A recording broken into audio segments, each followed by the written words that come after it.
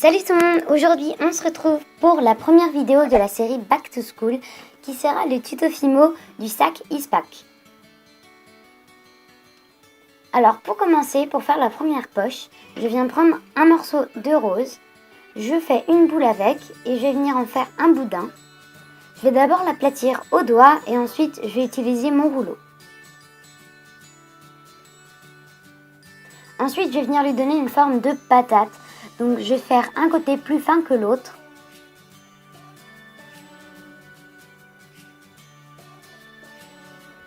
Avec la lame, on va aplatir le bas pour faire un effet un peu plus net. Et je vais bien lisser. Je répète l'opération jusqu'à ce que le résultat me plaise. Ensuite, avec une lingette, je vais venir enlever les poussières qui auraient pu s'incruster dans la pâte pour obtenir ce résultat. Ensuite, on va passer à la deuxième poche. Donc pour la deuxième poche, je prends la même couleur, mais vous pouvez aussi prendre une autre couleur.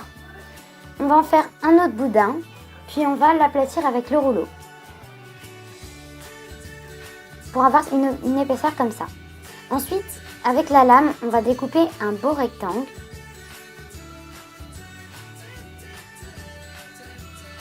Puis on va venir s'assurer qu'il est adapté à la taille de notre première poche. Donc pour moi, ça allait.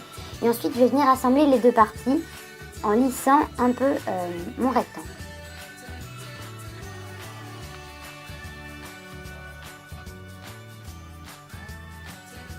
Voilà à peu près ce que ça doit vous donner. Puis ensuite, avec le dos de la lame pour pas trancher, je vais venir aplatir parce que ça s'était un petit peu déformé. Ensuite, avec le dodging tool, on va creuser un peu les bords du rectangle pour avoir un effet de relief. Ensuite, avec une pâte foncée, donc là j'ai pris du marron, mais vous pouvez aussi prendre du noir.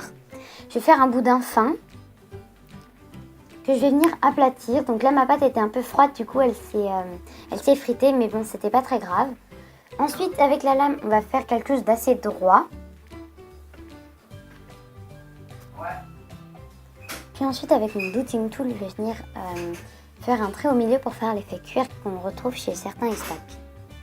Ensuite, avec ma poignée de sac, je vais la couper pour avoir une bonne taille et je vais bien la fixer à mon sac avec mon dotting tool. Vérifiez que c'est bien attaché, comme ça ne risque pas de s'enlever.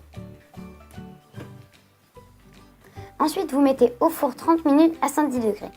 Une fois que c'est bien dur, j'ai mis un clou à œil, puis avec un Posca ou autre feutre noir, je vais venir faire la ligne pour faire la fermeture éclair sur la première poche. Donc là j'avais un peu bougé, du coup c'était pas vraiment un résultat super net, mais bon, c'était pas très grave, pardon. Ensuite je vais faire la même chose pour la deuxième poche, mais là vraiment vous n'êtes pas obligé.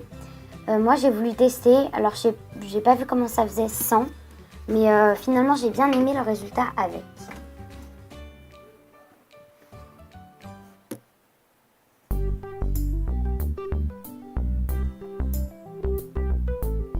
Voilà, ensuite avec encore mon feutre, je vais venir faire mon rectangle où d'habitude il y a marqué Eastpak sur les sacs. Mais comme c'était assez petit et que j'étais je pensais que j'allais rater, j'ai pas écrit Eastpak, j'ai juste laissé le carré tout noir. Rectangle plutôt. Ensuite, voilà le résultat.